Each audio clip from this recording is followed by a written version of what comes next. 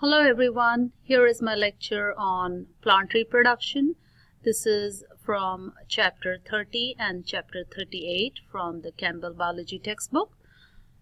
So we are going to learn about how plants reproduce, and their reproduction consists mainly of three steps or three stages.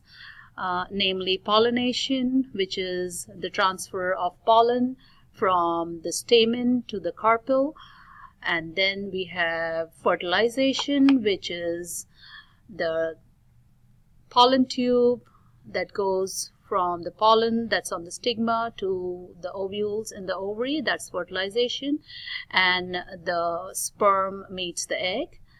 And finally seed dispersal, where seeds are dispersed far and wide so they don't compete with the parent plant.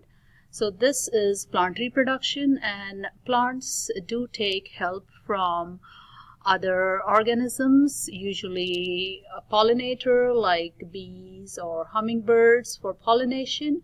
They also do take help from animals for seed dispersal. And again, this was plant reproduction in a nutshell.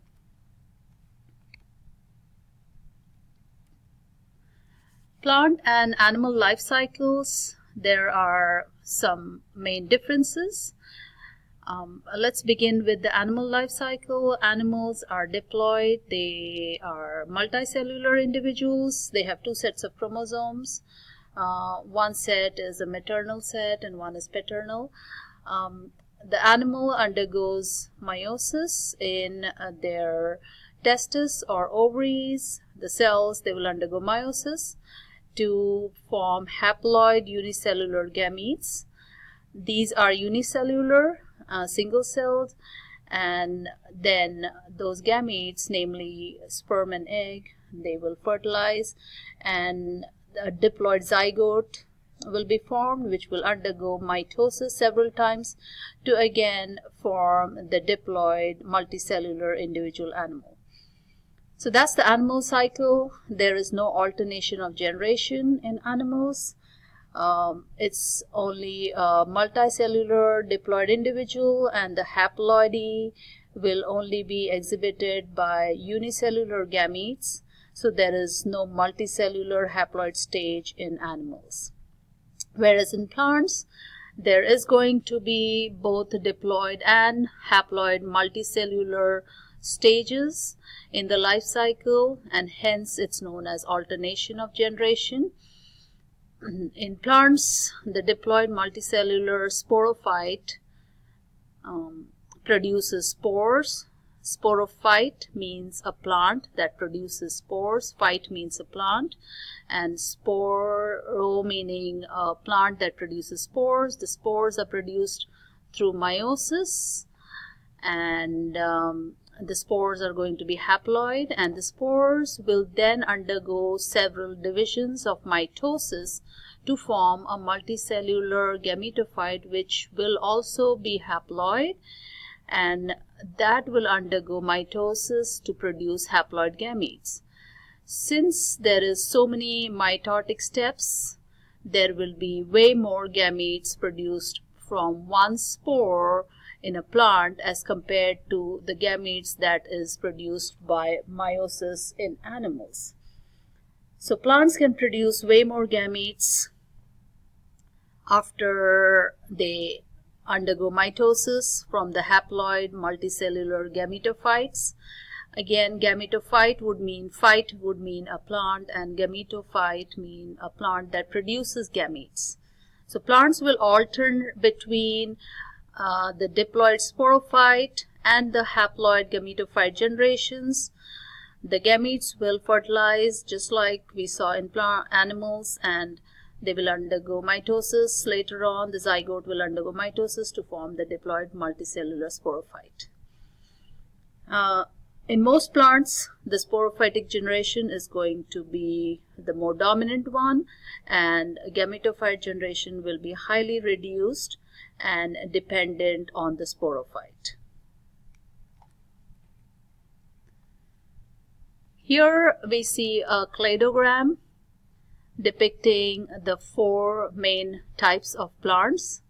We are looking at plant diversity, and we are going from the more primitive kind of plants, mosses, and then ferns and conifers, and then end with angiosperms, which are the most modern type of plants, most evolved kinds of plants.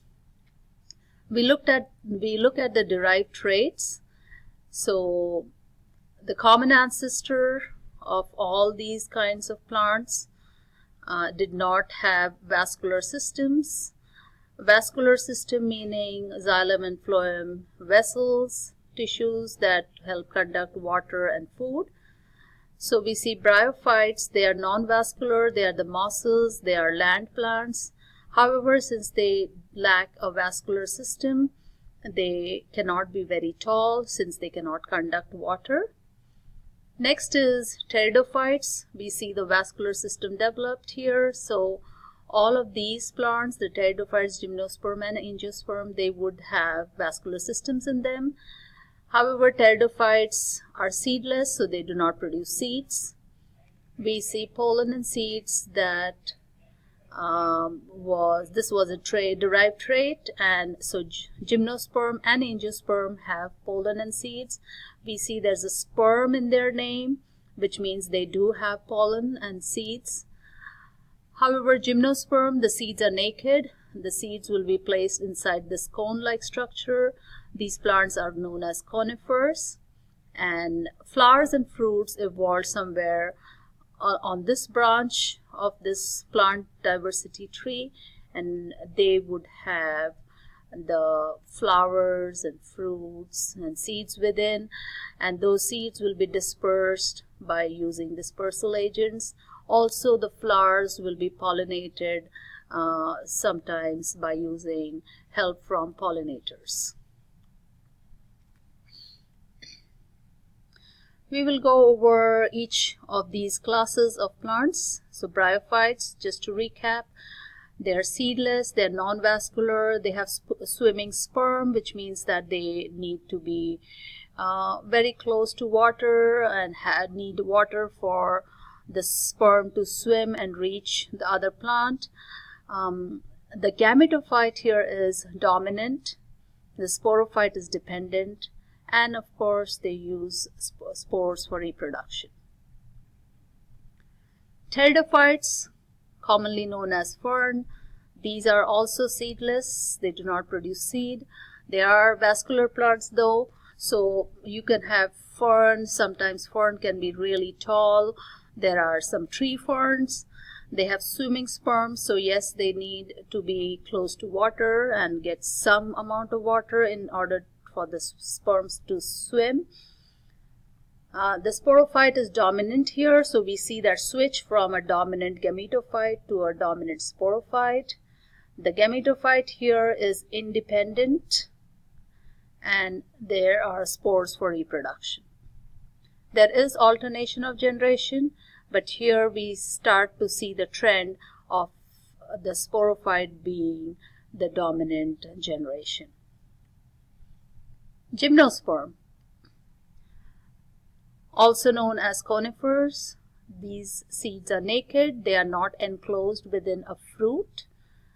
They have pollen, so there is the sperm, and it's not swimming sperm anymore, so they are not going to rely on water for pollination.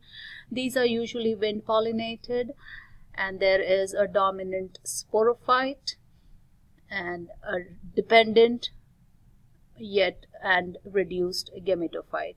Please note that the gametophyte here is dependent. It is not an independent gametophyte as we saw in the fern. And there is cones and seeds for reproduction. Finally, the angiosperm. These are the most successful plants in the plant kingdom. These are flowering plants. They have vascular systems to conduct water. They have pollen, sperm.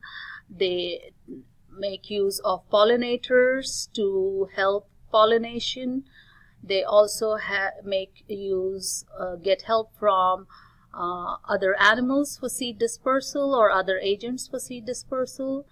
The sporophyte here is dominant and the gametophyte is dependent. It is dependent on the sporophyte and it's highly reduced.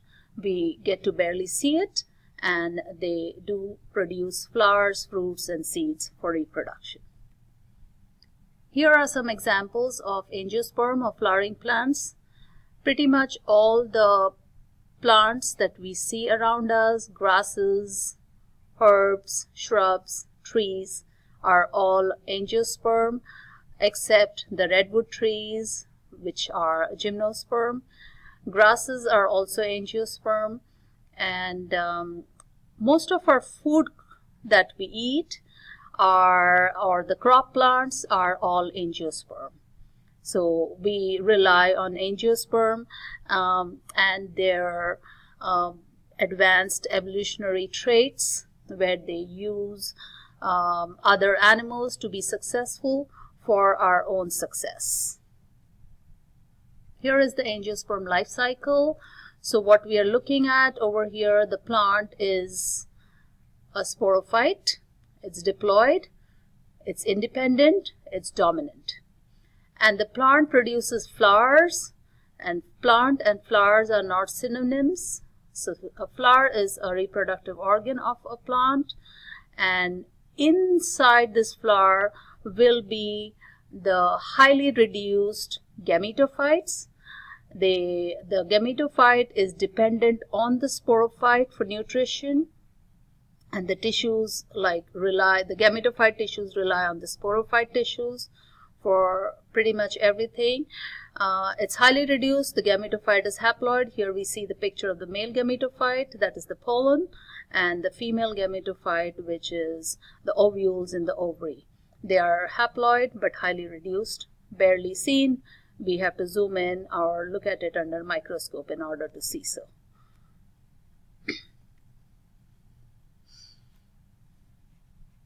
Here is the life cycle of an angiosperm.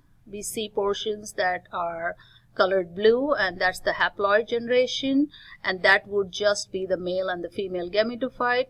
The rest of the plant is diploid, and it is majority of the cycle. It is more dominant, and it is also the one that we see visibly. So it's not reduced, it's dominant, and the gametophyte relies on the sporophyte for all resources. Parts of a flower. A flower is a modified shoot, which means it's the tip of the stem. It's a modified shoot, and it has 4 rings of modified leaves. Those rings are depicted here. There's 4 layers. We go from the outermost to the innermost. So outermost layer are known as sepals. They are usually green in color. The green color allows it to be camouflaged and protect the flower in the bud condition when it's still young and developing, so it is not visible to other birds or animals. Next layer is the petals, which is usually colored and fragrant and will aid in pollination if it is an insect or a bird pollinated flower. If it is a wind pollinated flower, the sepals and the petals may be completely missing or highly reduced. The third ring is the stamen, which is the male part of the flower. It produces pollen. The stamen consists of an anther and a filament. The carpel, the innermost layer or ring, at the very center of the flower will be the carpel, the female parts, and they consist of 3 parts. The carpel consists of 3 parts. There will be a stigma, that is the landing spot for the pollen. It will usually be sticky so that the pollen can stick to it. Then there is a long style, and at the center is the ovary, and that ovary is what develops into a fruit, and inside the ovary is the ovule, which develops into a seed. Here are some flower structures. I would like you to identify those. This